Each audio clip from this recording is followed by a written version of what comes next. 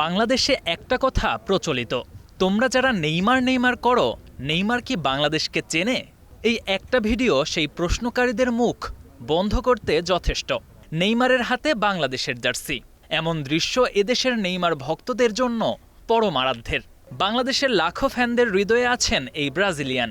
তার হাতেই লাল সবুজের প্রিয় জার্সি, যেন 16,000 কিলোমিটার দূরের বাংলাদেশ এক মুহূর্তে ছুঁয়ে ফেলেছে বিশ্ব ফুটবলের মহাতারকাকে। নেইমারের ক্লাব সান্তোসের অনুশীলন কাভার করতে গিয়েছিলেন বাংলাদেশের ফটো সাংবাদিক শাহানুর রোমেন। পেশাগত দায়িত্বেই থেমে থাকেননি তিনি।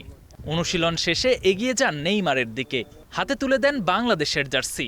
এমন ভালোবাসা মাখা জার্সি পেয়ে বেশ খুশিই হয়েছেন সেলেসাও তারকা। এ সময় নেইমার জানান বাংলাদেশ সম্পর্কে জানেন তিনি। এমন ঘটনা নিশ্চয়ই হৃদয় ছুঁয়ে গেছে বাংলাদেশি নেইমার ফ্যানদের। তবে মনের কোণে আছে হতাশাও। 2026 বিশ্বকাপের স্কোয়াডে এখনও জায়গা হয়নি এই ফরওয়ার্ডের। আগামী 18 মে ব্রাজিলের বিশ্বকাপ স্কোয়াড ঘোষণা করবেন কার্লো আনচেলত্তি। তার আগে কিছুই নিশ্চিত করে বলা যাচ্ছে না।